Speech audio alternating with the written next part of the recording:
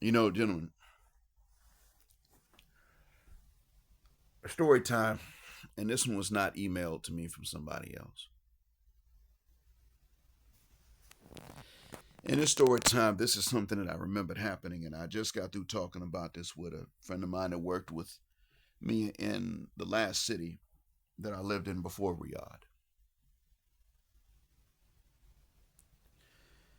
He told me about all the mess that was going on and all the scandals that were going on the women's side of the job involving a few of the dudes and a lot of the women.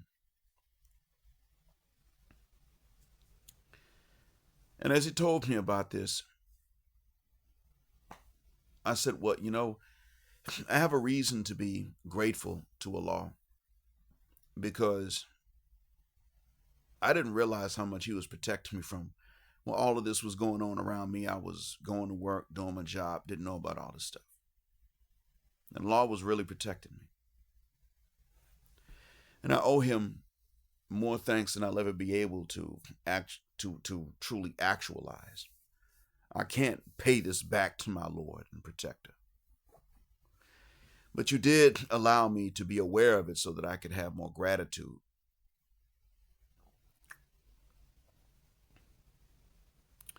And I think my wife knew about all of this, and this makes her an even better person because she knew this was going on and she sidestepped all this.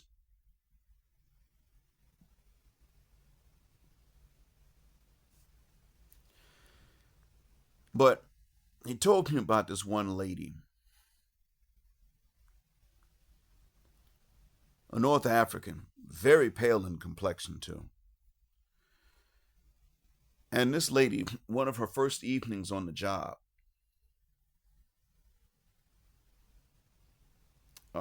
asked the man from her country to introduce us.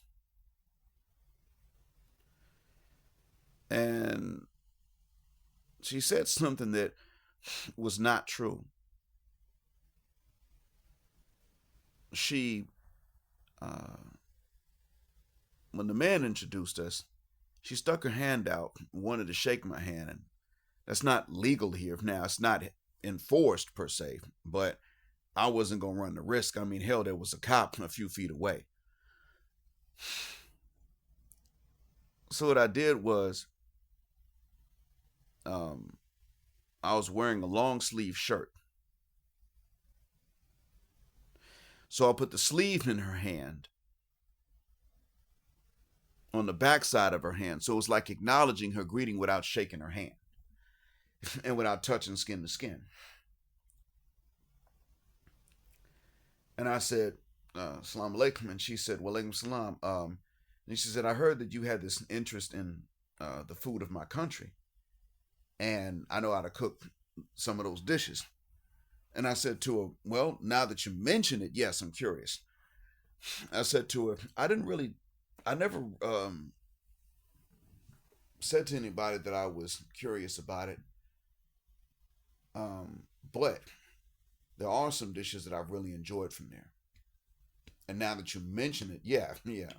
But I was letting her know, no, rumor you heard wasn't true. You just gave me the idea right now. And I was being polite about it, but that's what I was telling.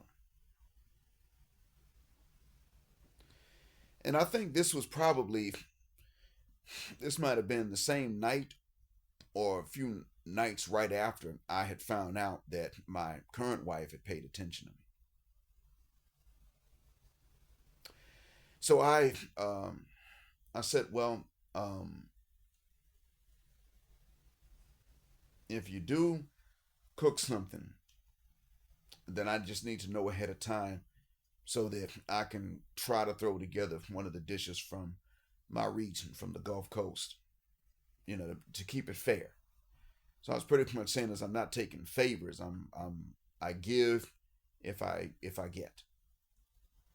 In this way, I wouldn't be in a position of owing her because she fed me or anything of that nature. I didn't mind being nice,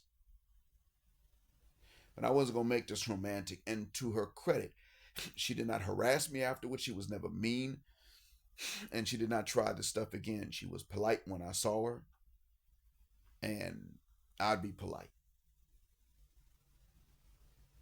I told you all the story about how a man at a restaurant next door took a liking to a particular lady that we worked with, and um, how Sandra at the job got all worked up by this Cuban American feminist from Miami and said, "Tell him to F off." I told y'all this story before. The man, I believe he's deceased now. The man, whose name was Hassan, was a restaurant worker. And he told me at one point that he had met this North African lady that was very nice to look at and very mannerable. And he asked me if she was married. And I said, "No, I don't think so." And then he said, "Look, do you know how I can get in touch with her dad and her?" And I said, "I don't have her contact info, but I know some teachers that know her, and I'll see if she's engaged or not, inshallah." So when I followed up on it and I asked, that was when Sandra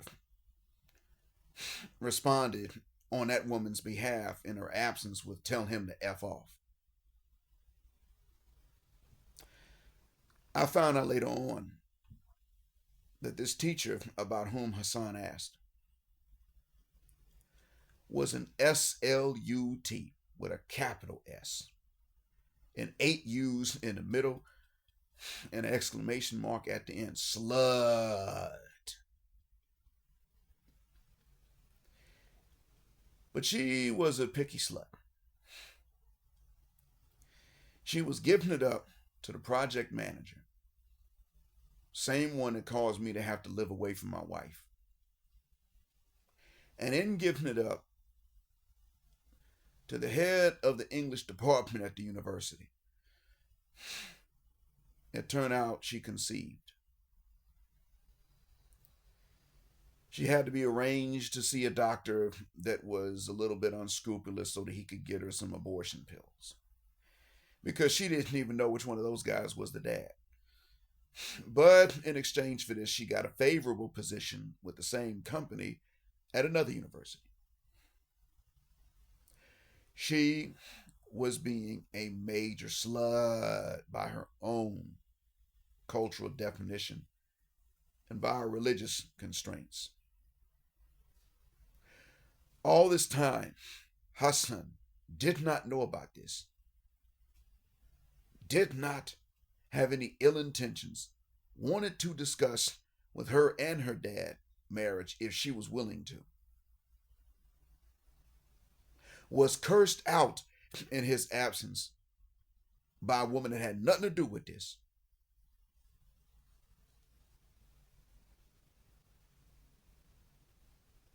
And the whole time he never knew she was a slut.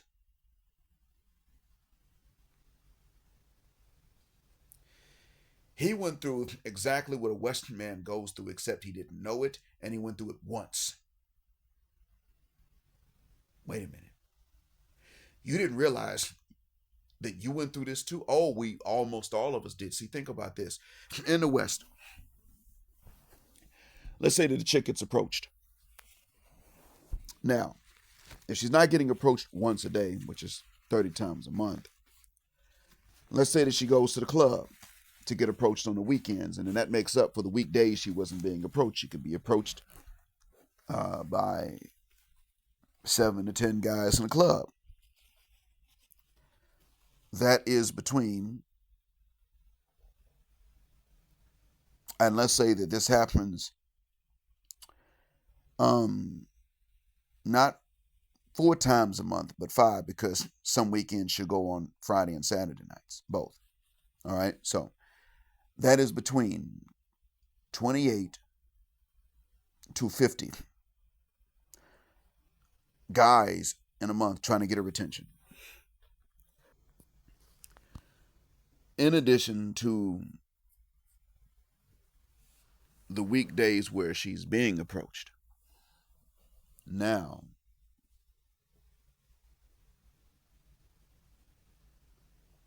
Let's take the low numbers, 28 a month.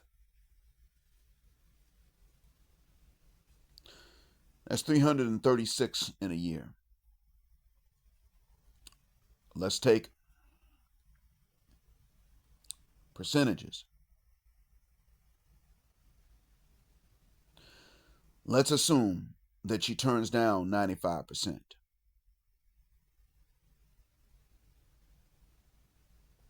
Now that means that your chances of getting with her are 5% if you're one of those guys that makes an approach.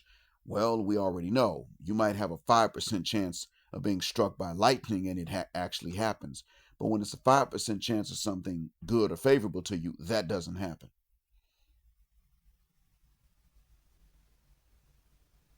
So, your chances are the same as if they were zero. Meanwhile, the 5% that do actually get her, get up in them guts,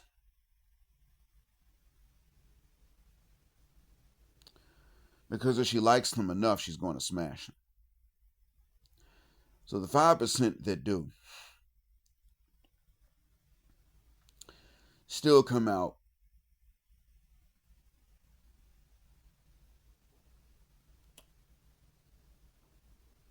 of 336 comes out to roughly 16, 17, between that, 16 point something. That's in a year.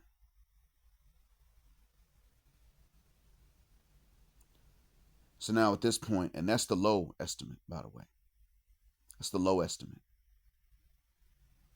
If it's 5% of the 50 guys, then it comes out to 25 in a year. So within 5 years, she has a body count of in between 80 to 250. Okay? I want you to stop and think about that. Most of you listening are in that 95%, and it's not your fault, it's just numbers, it's percentages. Most of you listening, yet and still, these broads are still sluts.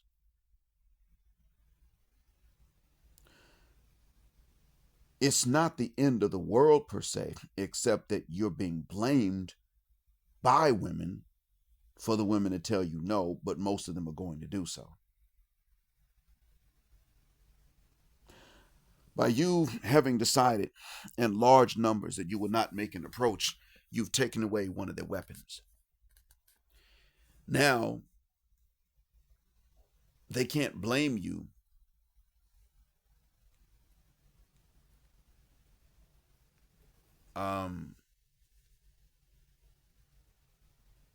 they can't say that you approached them the wrong way. So they're going to try to shame you and say, well, you have a 100% failure rate because you have a 0% attempt rate. You're going to miss 100% of the shots you don't take. And that's when you're able to say, well, then that just means that I'm not one of the guys that y'all want. And that's okay. You just have to be honest about it. You got to be honest about the fact that it's not my fault. I'm not your type. That's okay. But you can't sit up and act like I screwed that up somehow. No, I was not your type. You don't have that many types anyway. The guys that are your types make 100% of the shots. Actually, an infinite percentage of the shots because they don't have to take them. Chicks are taking shots at them. They're in the same position your ass is in with regular dudes. And you need to be honest and admit that.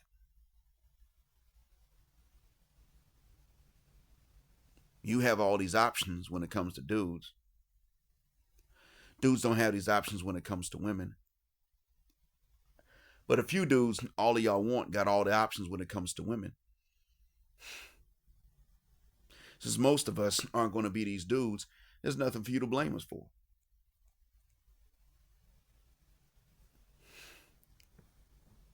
Yep, we're single. Yep, we don't approach chicks and chicks don't approach us. But hey, look, we have no bad conscience about any of this. No bad conscience because we didn't do it. We're not guilty of anything. Hell, we didn't harass anybody. We don't make approaches. We didn't break anybody's heart. We were never with anybody. We're not baby daddies. We're none of these things. We're living exactly the way that you want most men to live, bitchless and sexless. The difference is, since we're not inviting chicks to go out with us at our expense, we're not losing money either. We're not losing dignity. We're not losing time. We're not losing any of these things. The only thing you might say that we lost are the same chances and experiences that are already guaranteed to never take place.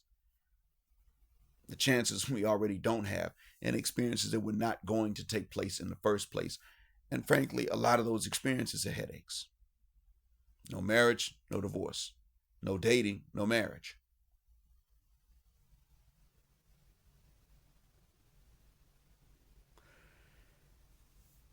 No efforts to date, no dating. No efforts to date, no rejection either. And if we're invisible and women don't even realize we're there, we can even sidestep being blamed for stuff that we didn't do. Imagine that.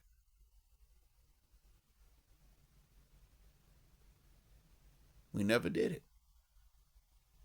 We didn't do it. We did none of this stuff. And now, who's going to blame us? We weren't there when it happened. Somebody else. If anybody bothered any of these women, it wasn't us.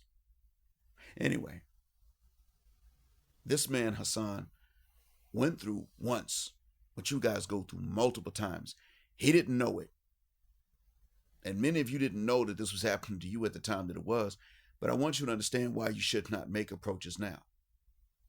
Making approaches means that you get turned down by sluts, and it ain't nothing you did wrong. It ain't your fault. It's not you. You didn't turn them into sluts. You didn't turn them into anything. They just were sluts. But they want to tell you no. Simply playing the game increases your chances to a guaranteed percentage level that you're going to be turned down by a slut.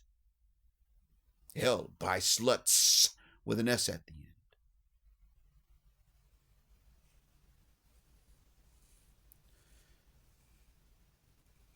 They can't respect you because you tried. They can't respect you if you don't try. Well, that's a binary. So this means they can't respect you.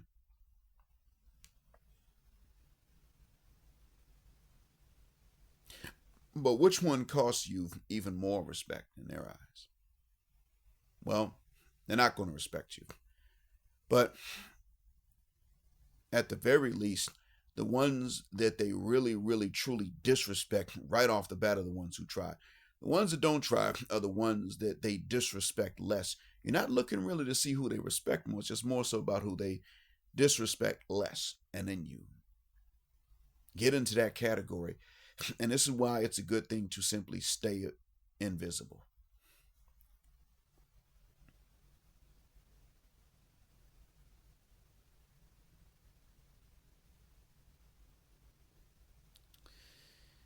When you stay invisible, you good. You're all right. And as a matter of fact, weaponize the simps. Encourage the simps to make themselves visible and keep trying to stay on these women's attention. Because eventually, if they insist on being simps, if they won't let you wake them up, encourage them to go ahead and stay in these women's attention and on their radar. Eventually, it's them. The missiles eventually are aimed at them because uh, it's them on the radar, not you. But you get to avoid the insult of being declined by sluts. And I'm not saying that you should approach women that you know are sluts. Usually, when you're doing this, you don't know that they're sluts. Hoes to somebody else and trying to be unattainable to you. And you're supposed to pay for the insult. And I'm going to tell you that the reason why it is that I even mention my students to you at times is because my students share a stubbornness and an entitlement and an unaccountability with the system. I deal with this semester after semester after semester. Every time you introduce standards for them to meet, they balk. Both of them do this. Both of them have standards that you're supposed to meet, and they won't excuse you from those standards. And then you have standards for them to meet, and they balk and they say that those standards are unfair, and it goes against their very identity. Black women say that because they're women and they're black, you shouldn't hold them to certain standards, like standards of weight and health and attitude and cooperation and pleasantness and reciprocity. And my students tend to walk around with the same ideas. They're not mean and hostile and looking for fights, but they believe that because they are Arabs, that you should go easy on them when it comes down to English, and that as long as you can understand them and they can understand you, that they're entitled to pass even the advanced English courses as if they speak English correctly when they don't. And that the standards should be more relaxed for them because they're Arabs and they're from the Gulf and English is not their language. And then you ask them, well, why the hell is it that the Greek students and the German students speak English far better and they actually pass standards and they meet them? And why is it that you can go into India and those students have to actually pass levels and standards and fix mistakes and correct them, and they do it? And why is it like this in the Philippines too? And why is it that you can go into Indonesia and people that work in the tourism industry there speak correct English, and then you come here and all of a sudden you're entitled to the same results out of life and the same rewards while your English is broken and ucked up? And you never fix a mistake. That's how Sophisticated Sapphire seems to feel. The students here feel like their mistaken English is actually correct. Sophisticated Sapphire feels that her bad deeds and her bad behavior to you are actually good behavior and that you don't deserve anything better. But you better not behave this way towards them. Much like these guys here, they're chauvinist about their language, and I'm a chauvinist about English. The difference is this: I'm only a chauvinist about English because they start in elementary school at a young age. They can learn it if they apply themselves. Arabic is not a language I was capable of learning. For one, nobody could explain it. Number two, there were no classes or chances to learn it until I was in my late 30s when I first got here. And even then, when I first got here, people were teaching me incorrectly because they were teaching me broken Arabic. And to this day, I hate those MFers for it. I don't care how nice of a group of people they were. They were teaching me broken Arabic when I was trying to learn the correct way.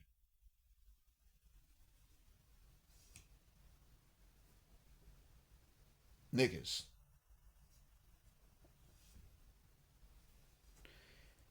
And both of them refuse accountability. So when I share with you these stories on a Jet Black Air platform about Dr. Blees and the Professor Blees episode, it is not only for entertainment, but it is also to give you insight so that you can draw the comparisons in between Sapphire and Tarek out the desert.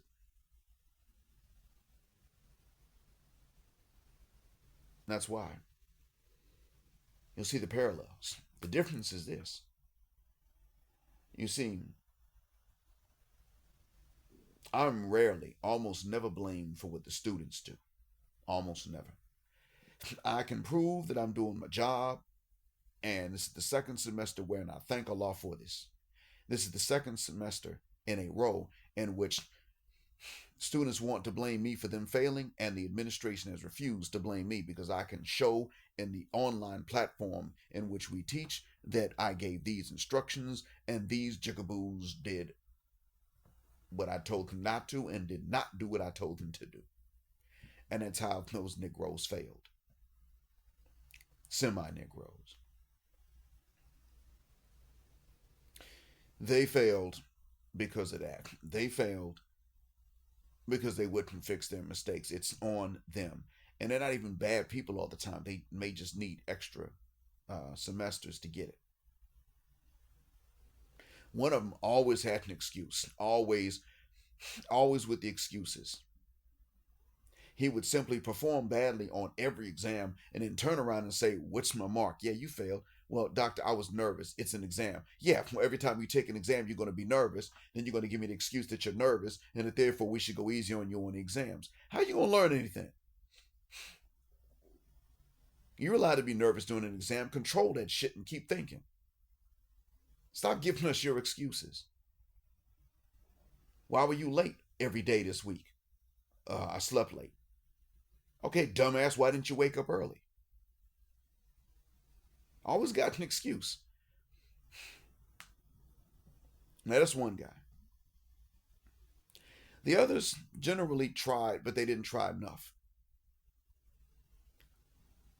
They thought a little bit of effort was going to make them pass. No, not really. When your English is that jacked up, you got to work harder to fix it. They thought coming to my office to discuss it was going to change something. I was like, no, not really. And as long as I wasn't willing to just give them what they wanted, which is a passing grade, they were going to keep interrupting me. And I eventually had to say, fuck the shuck up. You asked me a question, I'm answering it. Now you interrupt me. Get out of my office. Nigga. Sick of y'all. Don't do that again.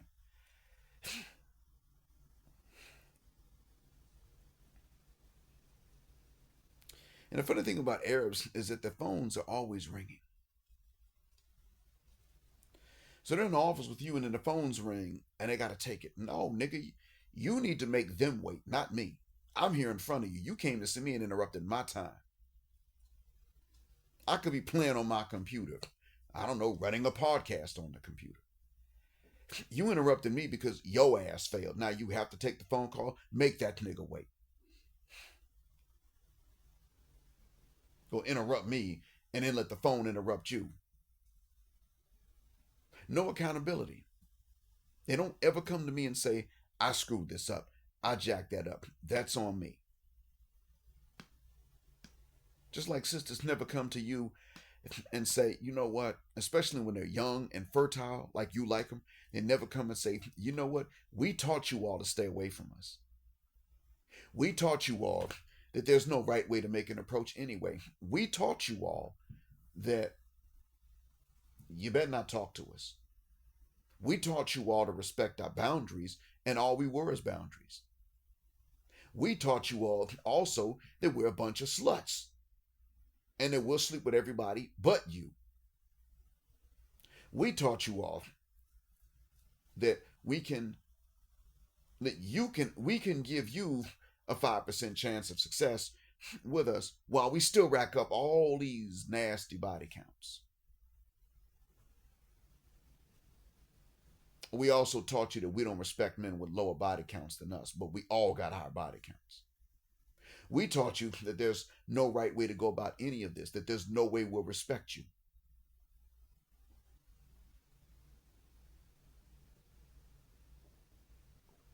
We taught you that if we do like you, there's no amount of responsibility you have to take in life. And as a matter of fact, if we like you, you being a responsible man could screw that up too. We taught you all this. They never come along and say this. They never do.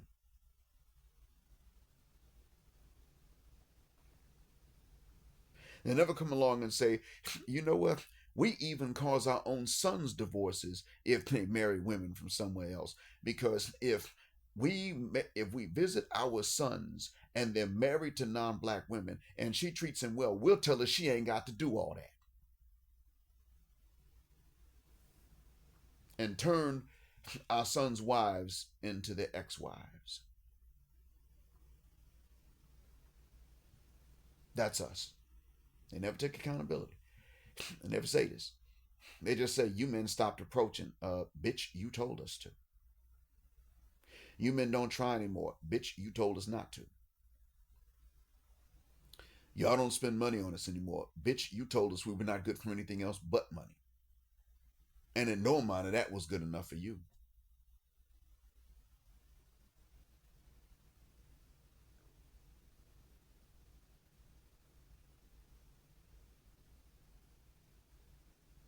You men, even when you do ask us out on dates, you don't try to kiss us or nothing. Bitch, you told us to respect boundaries. That's why.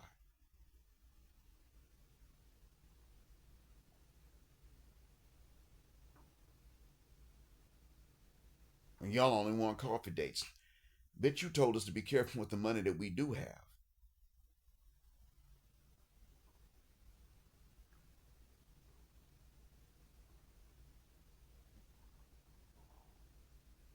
So it's just like my students now. And that's why I keep telling you and teaching you about them. You'll see these comparisons.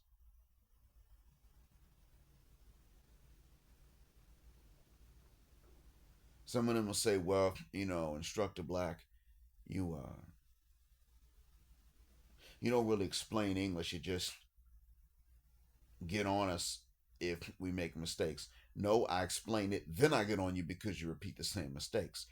It's like that every semester. You just lied. You just sat up here and lied and said, I don't explain it, then I blame you when your English is bad. No, I explain it, then I blame you when you repeat the same mistakes, dummy. You just lie about it because you don't want to take accountability. And in the end, what they start doing is they start saying, well, English is hard and I'm an Arab and that's why I don't speak better English than this. You want me to sound like someone from the English speaking world? Yes, nigga, I do. You had English from elementary school and this is an advanced English class. Yes, nigga, I expect you to sound, maybe not in terms of accent, but grammatically, yeah, I expect you to sound more like me. Close to it. Yes, nigga, yes. I expect you to be, I expect you to be a nerd about English till you sound almost like this. Well, you've been here in my country all this time and you don't speak Arabic like me. Yeah, I know. I was in my late 30s when I got here. That was the first chance I could start to learn Arabic, and y'all suck at explaining it. You got to me after 8 to 10 years of English classes, and you had me to explain the advanced level. They're not the same. Just like when sisters come along and say, well, you don't have the experience I want a man to have. You seem like you don't understand women. Yeah, bitch, I don't. You got a high body count with men and you don't know much about men. Men are simple to you and you still don't understand. You aren't simple to us. You're intentionally difficult and complicated. And if we figure things out about you, you either change or you just hide what we figured out. One of the two. We're not the same. I have an excuse for not understanding you. You choose to not understand me because you're so busy trying to confuse my ass. You see the difference? Right, exactly. Because they're not differences, they're similarities. You have to keep this in mind. There's one major difference between what I'm doing and what you're doing. And this is why it is I'm telling you to stop trying while I keep doing the job I'm doing over here. And that is, well, I get paid to do this, and it's comfortable pay. I'm not rich, but it's comfortable. And I've been paid on time every month except once. You don't get paid for this. You have to pay for the insult through which you are going and still get blamed for what someone else chooses and chooses not. You're supposed to pay to try to impress these broads that can't be impressed, and then they got the nerve to turn around and blame you for the body count you don't have and experience you don't have in their minds that you can't read.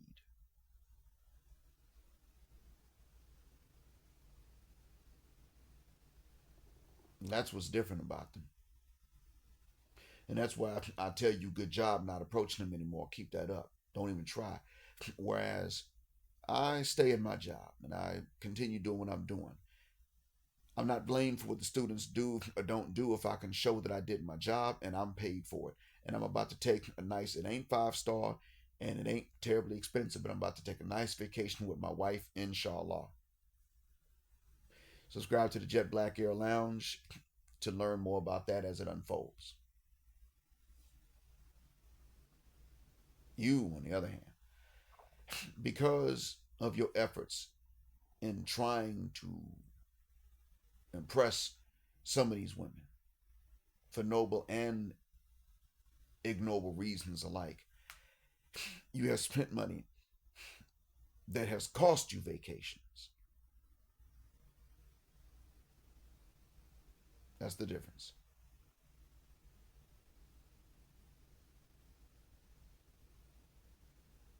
I hope to God that what I said helps and puts some things in clear perspective for you. I hope that this benefited you and clarified some things for you. Because you see, I didn't think about this because of some things I just recently learned. But Hassan got a really bad deal. He doesn't know how bad it is if he's still alive. But the truth be told, Hassan went through this once that I know of. Once.